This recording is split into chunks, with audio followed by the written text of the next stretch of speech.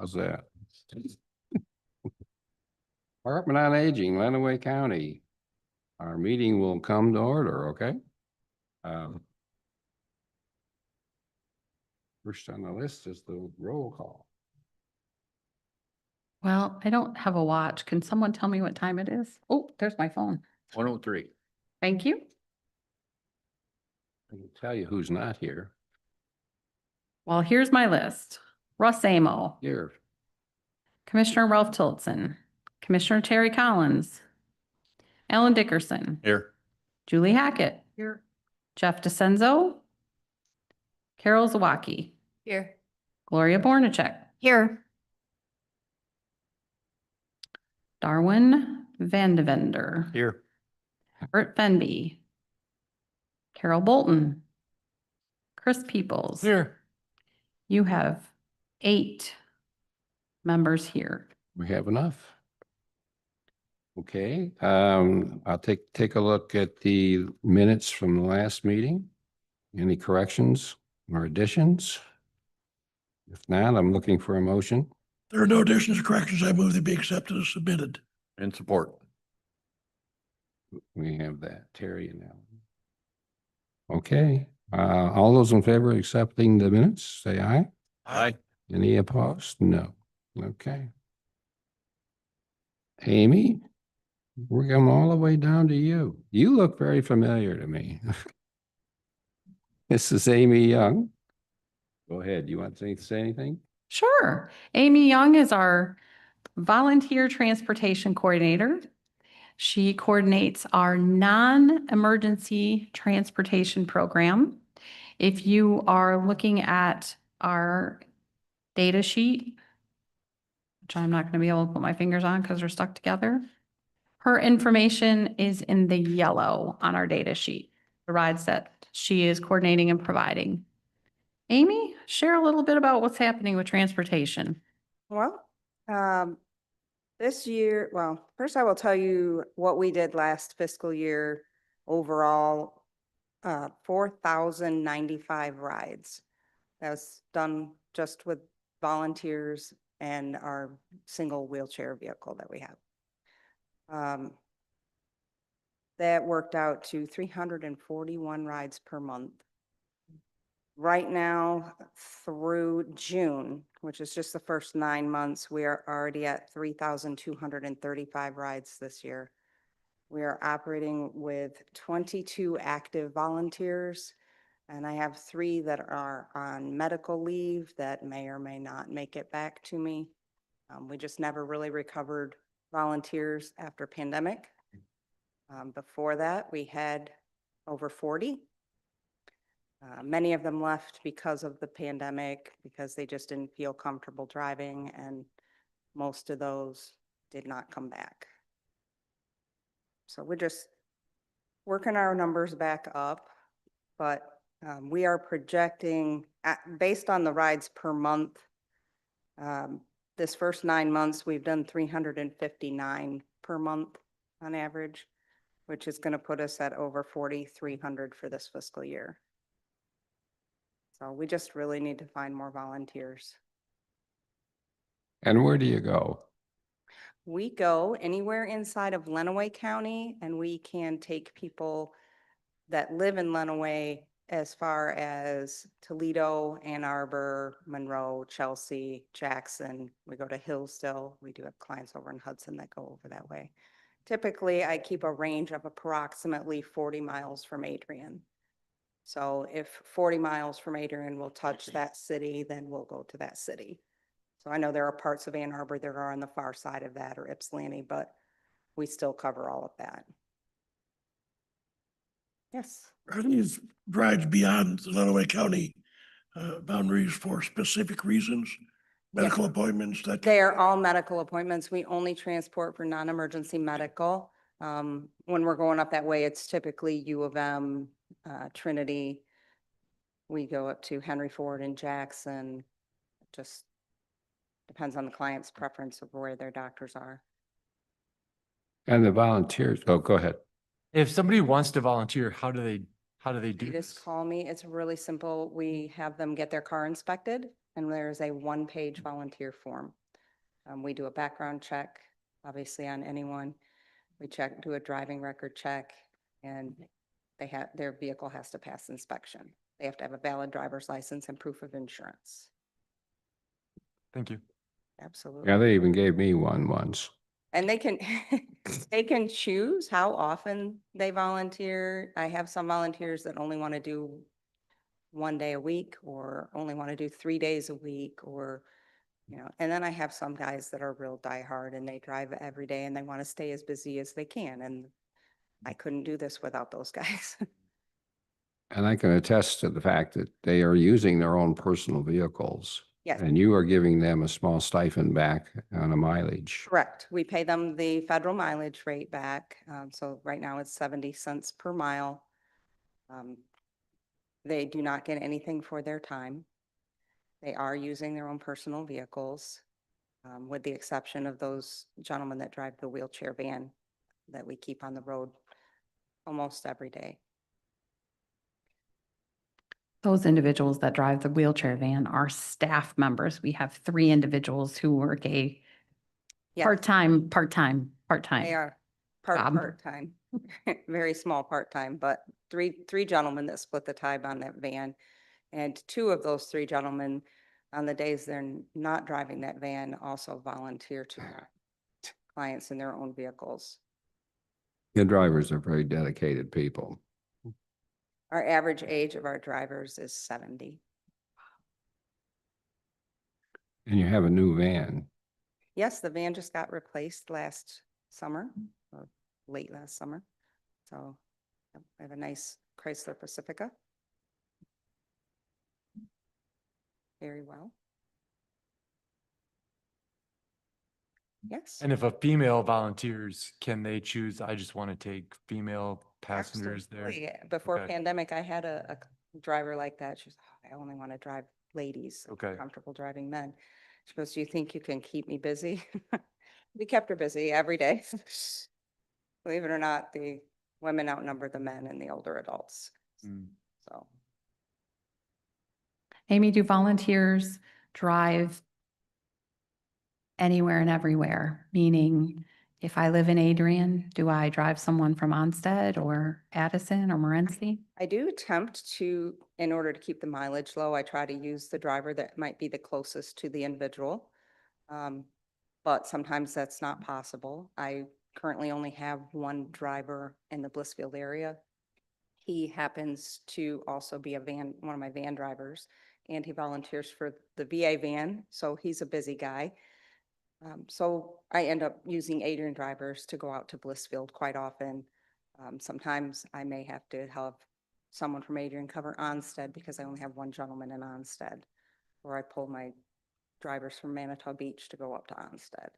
It just depends, but I do try to keep it to the closest driver available. I very rarely pull someone from Addison to drive somebody out of Adrian. That just doesn't make sense. Do the people that utilize this service, it's a set, I guess, schedule for that individual? I mean, so on every Monday, this person has to be taken to here, or do they contact you and say, hey, I need a ride on this date? Both. We do have like our regular dialysis clients that have set schedules, or we might have someone who has radiation and they have to go 5 days a week for 6 weeks, or somebody that's got a regular standing therapy appointment. But the majority of the rides are people calling and asking for a ride. We do ask them to try to give us at least 2 weeks. I start on Monday, looking over the schedule for the next week and trying to assign those rides out to the drivers. And so that by Friday, they can pick up their schedule for the next week. And then also, is this, in regards to that schedule, or the people that are utilizing this service, they meet the same criteria as what they would be for like Meals on Wheels, those kind of things, through whatever the guidelines are, Department of Aging, or So can anybody utilize this? they do need to be 60 or older, and they need to be able to get in and out of the backseat of a vehicle without physical help.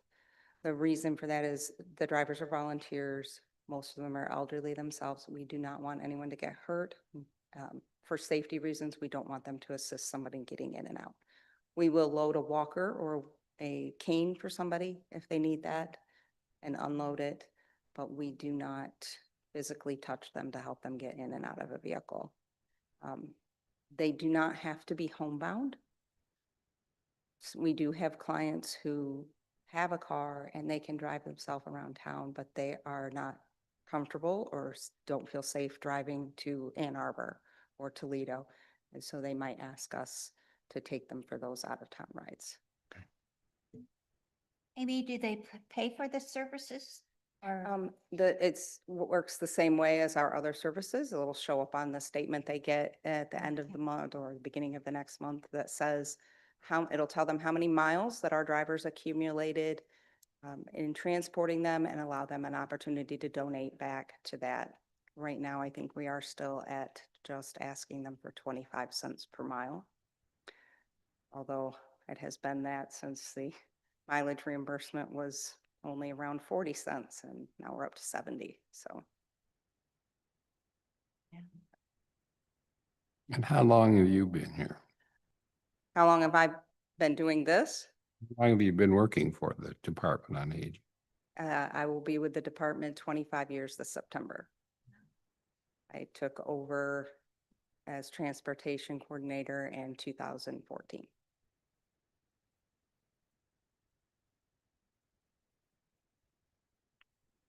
We all appreciate your coming. Thank you. And you didn't share anything about collaboration. About what, sir?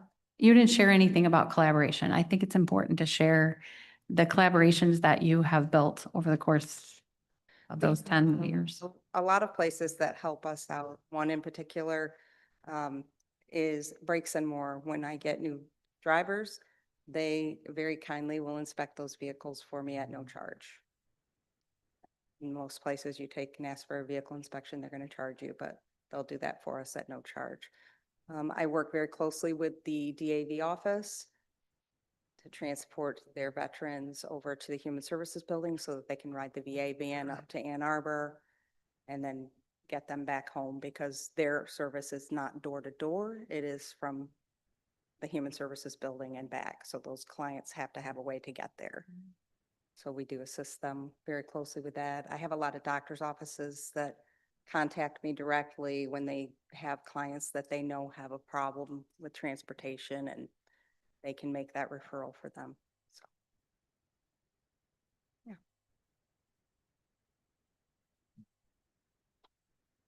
Anything else?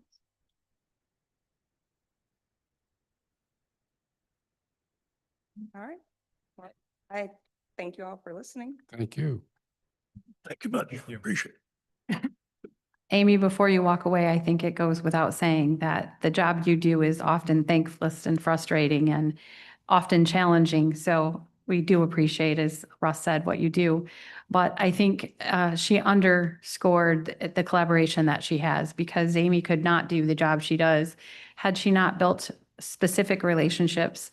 She did not speak about the boards that she serves on that also collaborate us with the community and with the county into doing some other transportation pieces. And those are valuable in what we do. It includes adding a little additional funding to our program. We often talk about what the funds that we get through WellWise. Transportation is one of those special programs that we have a little bit of funding that also comes from the state of Michigan and requires some extra hoops and some extra reporting that Amy carries with her as well. And if I'm not wrong, recently, Congress just passed a bill about veterans that they're targeting veterans that were in the service prior to 1976. And there's supposed to be some federal funds that are coming. Now, obviously, they're going to put it through the state, but to help any veteran in that age group, that would be the Vietnam veterans, basically speaking. And I don't know if you've ever heard of that, but it was just passed about 3 weeks ago. So, Not heard that yet, but that would be nice if they are able to get some assistance. so you got contacts with the VA. They should be able to fill you in. Yep. Yeah, absolutely. Okay. Again, I thank you. Very welcome. Ms. Amy?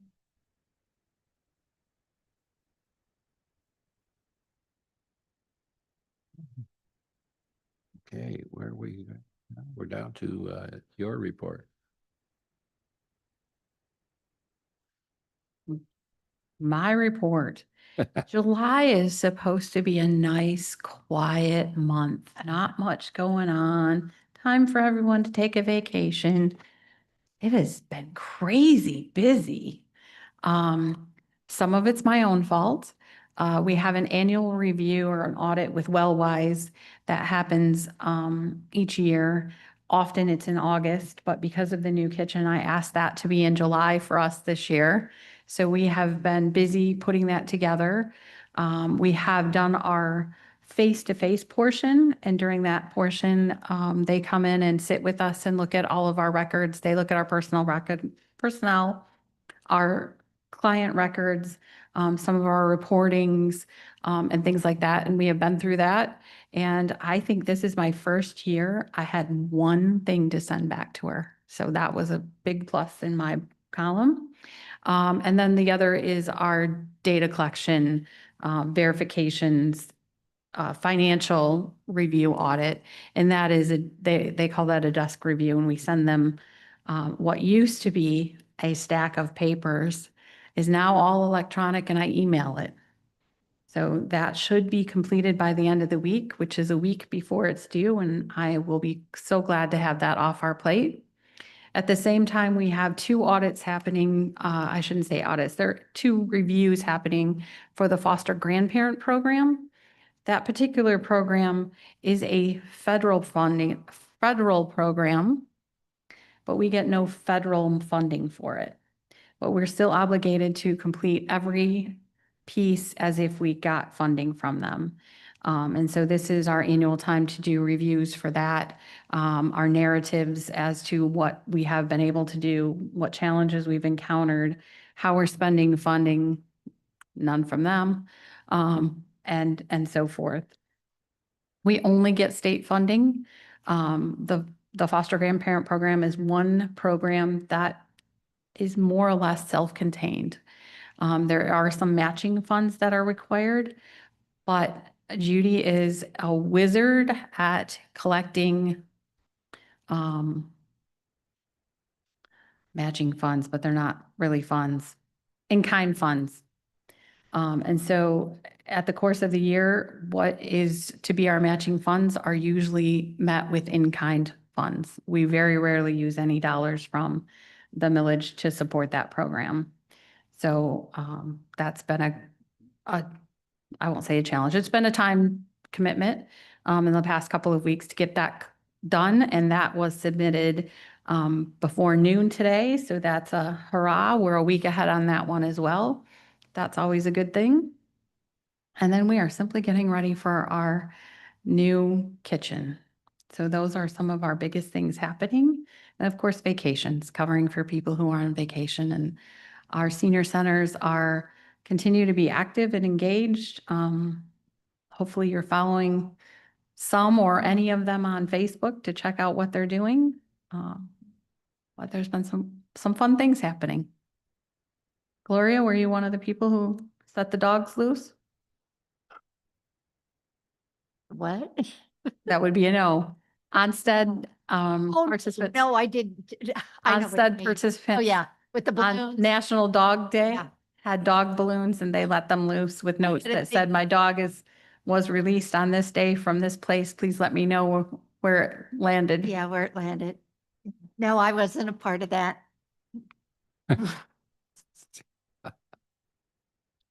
Yes, Terry.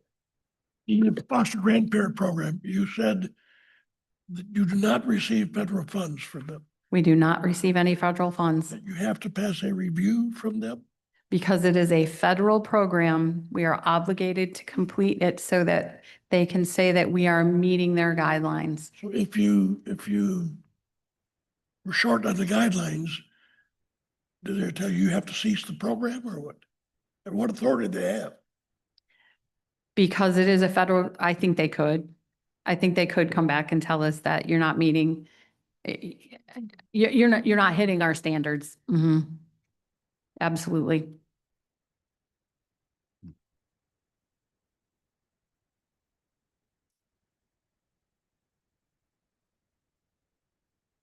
You want to know about the kitchen. I think that's next, isn't it? Existing business, we're down to that, we're down to there, right? I would be happy to tell you about the kitchen. And I will tell you, I think I shared this more than one time. I have such huge excitement and such huge anxiety every time I think about it. I can go back and forth in any moment. We visited a week ago and equipment is in the building when we visited, not necessarily installed at that time, but really exciting to see it there. Um, it's real. It's coming. We are now to the point that we are starting to plan what that transition is going to look like. How are we going to make this work? How do we get there? How many staff do we need? What day are we going to move? Right now, it looks like we'll have some equipment training September 12th. And sometime after September 15th, we should have occupancy. I still will stand by that it will probably be the first part of October before we are functioning there. There's just too many moving pieces that we wanted to make sure we gave some grace time, that if something bumped, we didn't have to restructure everything. So sometime by the end of the first part of October, we should be delivering meals from that senior center or from that kitchen. Great. Now, I asked you before, but go ahead, Terry. Not a question, just a comment. I am on the advisory board for the Gus Harrison Correctional Facility here. And yesterday we met, it's quarterly meeting, yesterday we met at the Emergency Operations Center at the airport so they could see what it was like. Anyways, one of them posed a question about what's all the construction going on across the street. So I gave him kind of a quick summary of what was happening, but I mentioned about the kitchen for Department of Aging going in there and what will be done with that. The fact that some of the young residents may be working there and eventually come out with a food handler's card and so on. They thought that was just the neatest thing in the world. They were very impressed with the whole program. That's good. That's good. I was going to ask you, I wouldn't mind going looking at this. I don't know if any more of our board members want to see this, but is there a chance that you're going to have another? Absolutely. Absolutely. We will have another opportunity to come in and see it and look at it. And, well, it's still pretty before we've made it dirty. But yeah, it was impactful to take Tony and Connie and watch them walk through things and touch things and enjoy things and ask questions and look at things. Those Comfy ovens are just amazing. I think we've shared about those before, but I'll tell you again, we have 3. They're called combination ovens, or they refer to them as combi ovens. And they are like you would see at Subway, one of those tall ovens, but they have a sliding rack that will slide. I think I counted 20 trays. I think you could put 20 trays of food into it to cook, 20 flat trays if you're doing pans less. But you slide it in, it can be programmed that if you're putting in something that you need, it's frozen roast, you can put those frozen roasts in even at night, program it to start cooking it at such and such a time because you need it done at such and such a time. And it will do all of that. If you're not ready, it will hold that temp until you are ready to have it. And it's all cooked, believe it or not, all cooked at the same time. Yesterday's meal was white chicken chili. And they cooked it in pans in the oven. Well, how many of you cook your chili in your pan in the oven? That kettle that they will be able to make the whole pot of is this big. It's huge. One pot, they'll be able to stir it one time, not open it, stir it, open it, stir it. And so I think those types of meals will be so much better and easier and again, cooked at one time. So I think we will be so much more effective and efficient. The tables are there to do meal prep on or the cutting, and they look huge in that space, so it will be amazing. Now getting there still gives me anxiety. Okay. All right, moving on, I guess. Any more questions about the kitchen? No? We're gonna go on to new business, and I'm gonna start the new business and say to you, ask you, we're requesting a change in our next month's meeting to the August 21st. So it would still be at 1 o'clock. It would still be here, but I think we're accommodating somebody for our vacation here. It'd be the Thursday before. Because the current scheduled date falls on the week before Labor Day. 21st? The third Thursday. Yes, it would be the third Thursday. Yes. August 21st. Okay. Good with me. No problem. Yep. Okay, that's enough nods to say that we'll have a. quorum. Okay, so we don't need a vote, do we? We not. I'll leave it up to you. All those in favor Make a say. motion, so we don't need to vote. Okay, there's no motion. We won't vote. Everybody note though, August 21st. Okay, the second thing on my list is a thing, what did you say this was? A renewal will happen in August. Next August is our renewal of those individuals. And I don't have that list with me to be reminded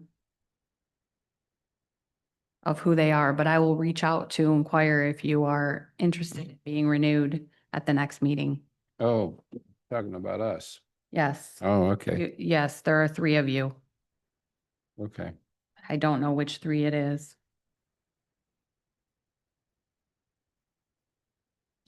I don't either.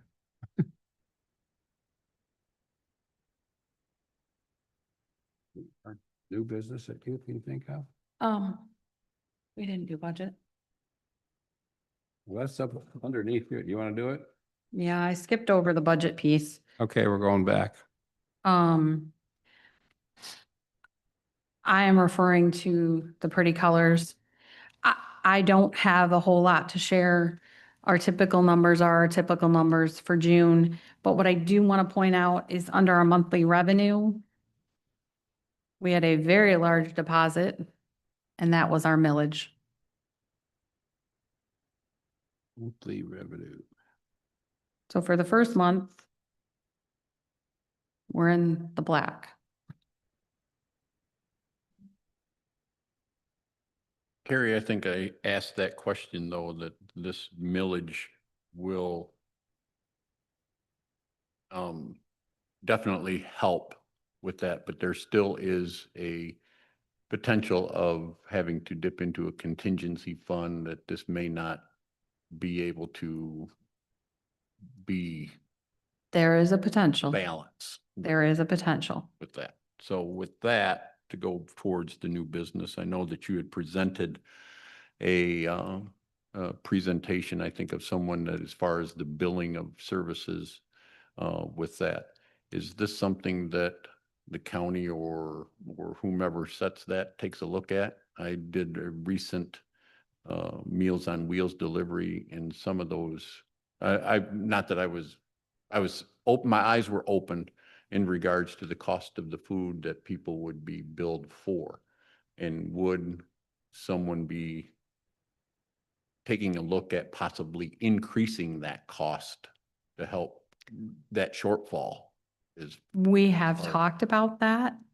As far as what does that look like? Is it time for us to reevaluate what the recommended donation, which is what you're talking about, is for our services? As Amy said, mileage reimbursement, is 70 cents a mile, and we are doing a requesting or suggesting a 25-cent donation per mile.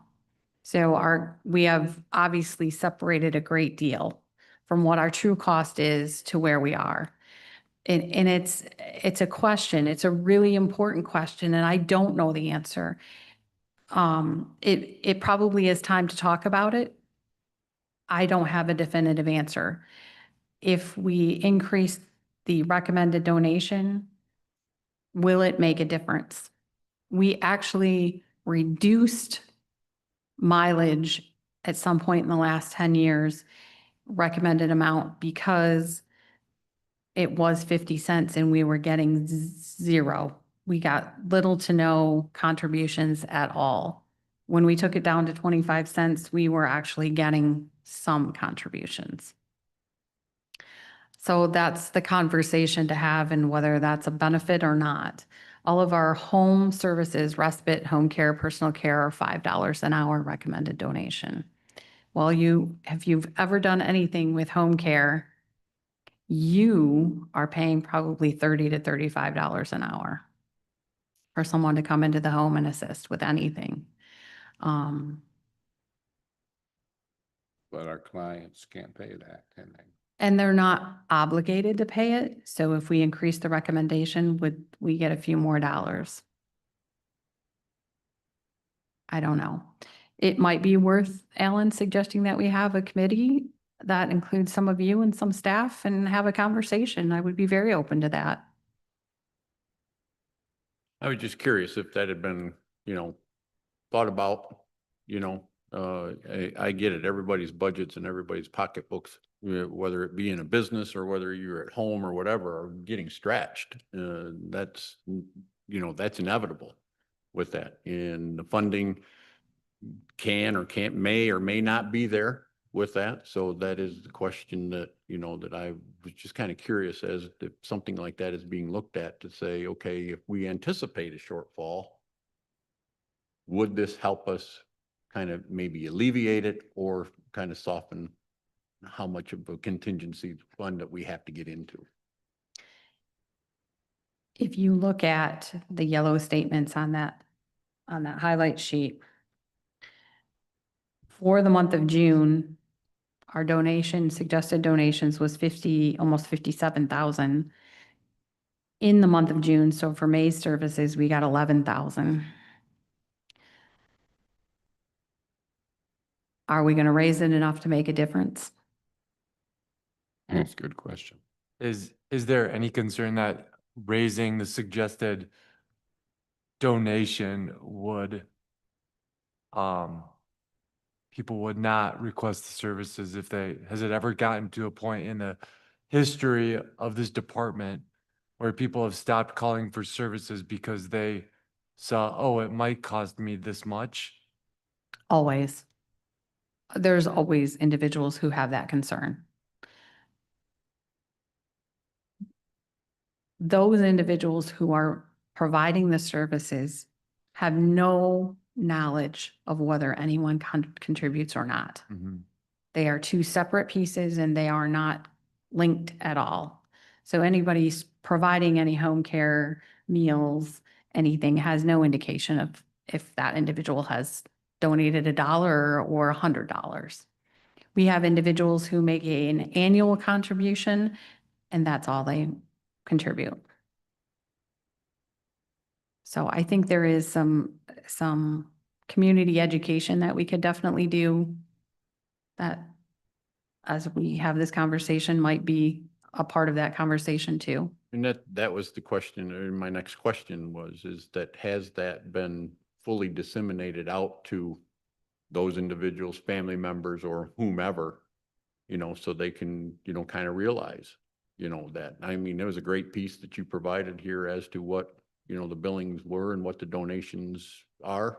Sometimes when people see that kind of comparison, people then kind of say, yeah, maybe I am a little bit short with what I'm doing, but I also understand it too with that.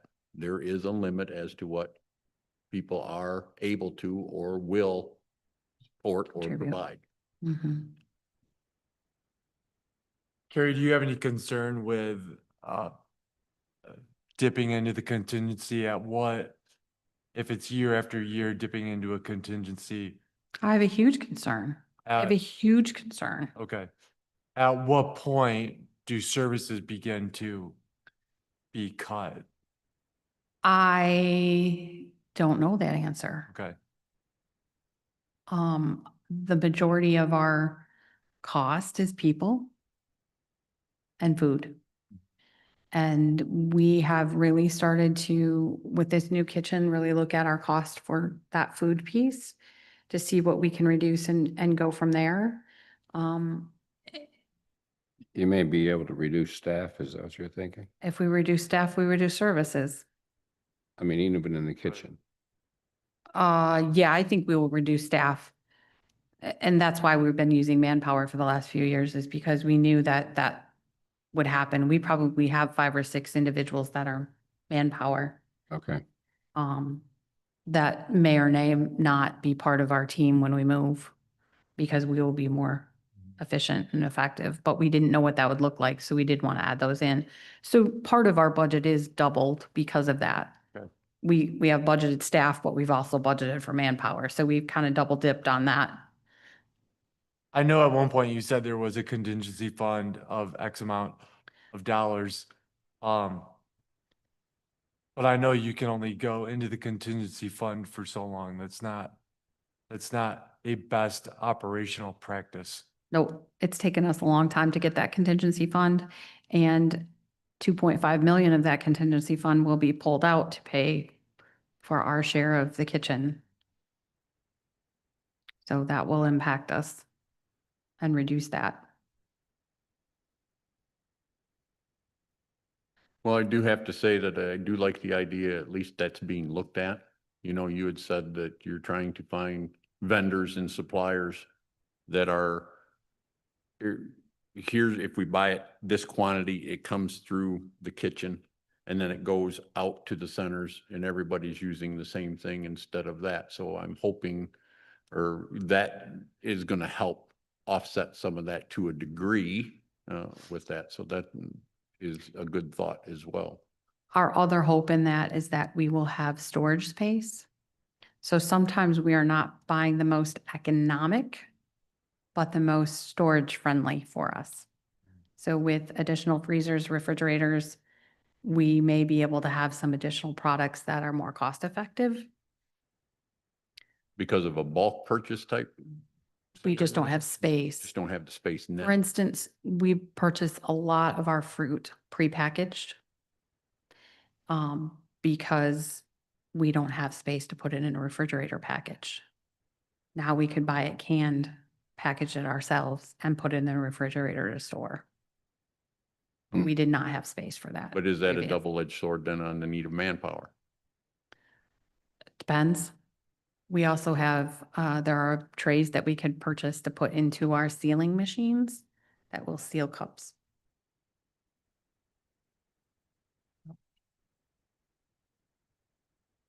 Excellent questions. Always looking to save $1. Yeah. Gary, I think it needs, we might have mentioned this before, but I think it needs to be said that multiple agencies within the county, not just the county government, but within the county itself, rely heavily on state and federal grants. And the problem we're seeing both in Lansing and in Washington is that the budgets aren't being settled on a timely basis. mhm. So all the heads of these agencies, Carrie being included, really don't know what to do. I mean, they don't know. Her budget starts October 1. And the federal government may not settle until October 1, in which case she doesn't know how to budget for the next year. And a lot of departments in the county They're doing the are same in thing. that same malady. We just got our 2025 money. There is an answer for it until both governments get together and say, all right, we're going to establish the budget, and here it is. So there's some knowledge about what individual agencies are going to receive.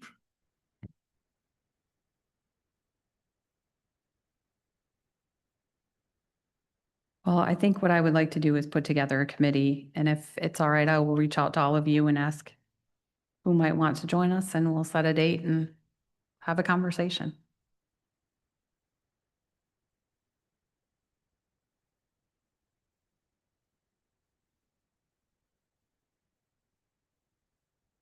Okay.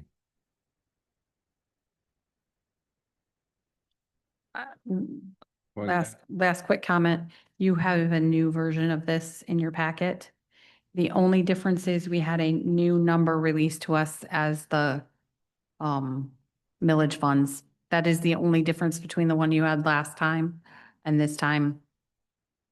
We have a new millage estimate.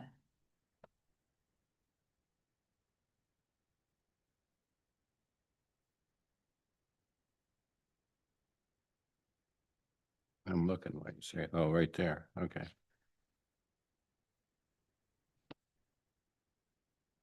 We're down to public comment. I don't think there's a public comment, so we're passing it down to the next line would be anything from the board. This is your chance to say anything. I just wanted to say how a great job Carrie did when you hosted Family Feud. You were terrific. Yeah. Did anybody see it at the fair? I'm a center director. What can I say? You were good. Good, Carrie. Thank you, Gloria.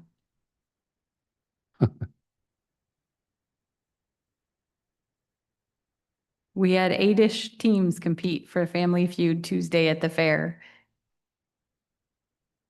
That was fun. Some were right on and some weren't connecting at all. Yes.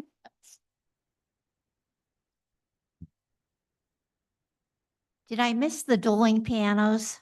When is that? No, dueling pianos is coming the end of August. End of August. Okay. It is August 27th. 12:30 at the Adrian Senior Center. No cost to get in, but bring your dollars to select your favorite song. And your boogie shoes. August 27th. It's a Wednesday. And what time is that? 12:30 to 2:30. 12:30 to 2:30. Okay. Renaissance people in here at the Adrian Center, you said, correct? Or where did you say that? Adrian Senior Center. Catherine Central High School.